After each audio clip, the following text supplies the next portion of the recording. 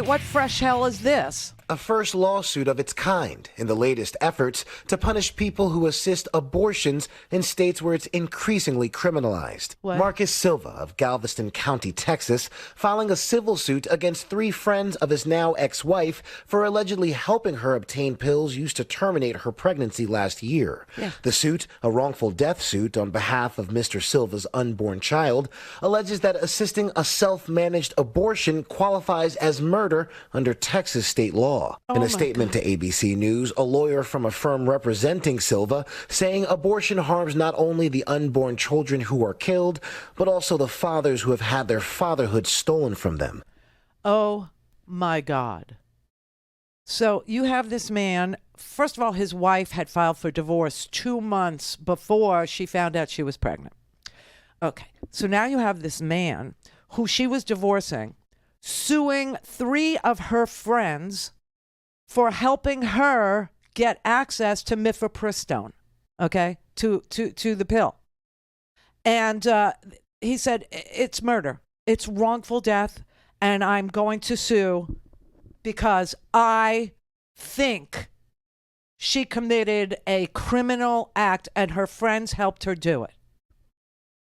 This is vigilantism. This is exactly what Texas envisioned with its, Stasi rules, where neighbors have to rat out neighbors. We heard stories last week of 5 pregnant women in Texas. 5 pregnant women in Texas, women who wanted these pregnancies, who were fighting desperately to have these pregnancies come to term, couldn't, either because the baby was forming with no skull, or there were twins and one was not viable and would have killed the viable twin. And a woman wanted to get help to remove the non-viable twin so she could give birth to the single twin. And they wouldn't help her. They wouldn't help her because doctors are afraid of going to jail for the rest of their life, 99 years. Or losing their medical licenses. And so they'd rather leave Texas, which is what a lot of obstetricians are doing, because they can't give health care to the pregnant women who depend on them to not let them die in pregnancy. And then these women will die in pregnancy because there'll be no doctors there, not that they have any tools in the toolbox to help a woman who has a pregnancy that is just, it's fatal. It will not come to term. It can't survive outside the womb. It can't survive, and it will take the woman with the. I mean, this is so bizarre and ugly and antiquated, and this is what they want. This is what Leonard Leo and his entire Federalist Society, which was an extraordinarily effective legal organization, had in their sights. They wanted women to have no rights. They wanted women to be forced to give birth even to dead babies, even with the penalty being they're septic and they die in childbirth. I mean, it's so disgusting. All they're for is for the greediest, most power-hungry people to have their way with you. That's it. And Leonard Leo has actually said that he's interested in a Federalist Society for everything now, for everything. He said, this is a quote from him. He said, I spent close to 30 years, if not more, helping to build the conservative legal movement. And at some point or another, I just said to myself, if this can work for law, why can't it work for lots of other areas of American culture where things are really messed up right now? And that includes wokeism in the corporate environment. Hence, this is why, uber Catholic Ron Death Sentence is saying, oh, the banks failed because of wokeism, right? This is coming from Leo Leonard, who got a donation from one guy.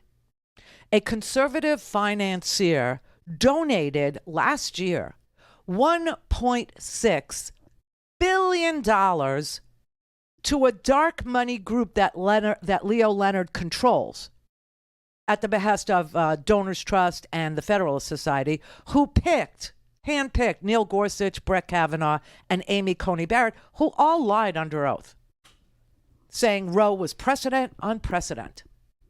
It was settled law. They would not touch it. There was nothing there for them to do. But they lied. All of them. All three of them lied. And so now everything is going to be wokeism. Everything that goes wrong in our culture, everything that goes wrong in corporate America, everything that goes wrong in education, everything that goes wrong in entertainment, it's all going to be, corrupted by wokeism. So inclusion is somehow a bad thing. You know what that means? It means they're the nanny state. They're exactly what they told you Democrats and independents were.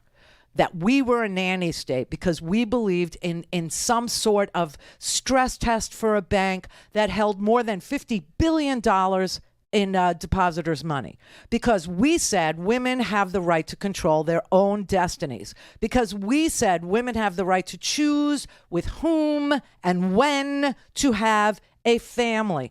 And these women that are trying to get help from their OBGYNs, a lot of them are already moms. And they're trying to stay alive for their other children. And so when you get the bad news that this fetus is not viable, that this fetus is not developing a brain, that this fetus is developing a brain, but it's outside the skull. This fetus isn't developing a skull. This fetus is developing a heart in their stomach cavity or in their pelvic area, not in their chest, okay? And this isn't going to, be a viable pregnancy. And we suggest that you terminate it and live another day to have another shot at it. Instead, they're telling women, get septic. And then when we think that your life is in danger and you're right on the precipice of death, we'll go in and maybe that'll take out one of your fallopian tubes. So you'll lose, 50% of the chance you had to have another child. Oh, yeah, that's great. Deregulation, white Christian nationalism, books being banned, abortion is somehow, unattainable in the 21st century. Okay, violence is fine. An insurrection caught on tape is now a hoax too, right? Don't even believe your own eyes and ears, which is the ultimate command from Big Brother, okay? Red states being bailed out monetarily by blue states who are exhausted carrying the red states on their backs. But you got states that get $35 billion more than they take in from blue states. Kids are being used for leverage at school board meetings, okay? You got one party that is very conscious of expanding rights for children, for women, for blacks, for dreamers, expanding rights for workers, for machinists, for steel workers, for truckers, for service employees, for nurses, and another party that's no, that's too woke. Collective bargaining, and, you need to be on the menu, not at the table. We can't have that. Honestly, I've never seen anything quite like this. This is just an onslaught of crazy. Don't have time to listen to the live show? Want to hear more on your schedule? Go to randyrhodes.com and buy a stinking podcast.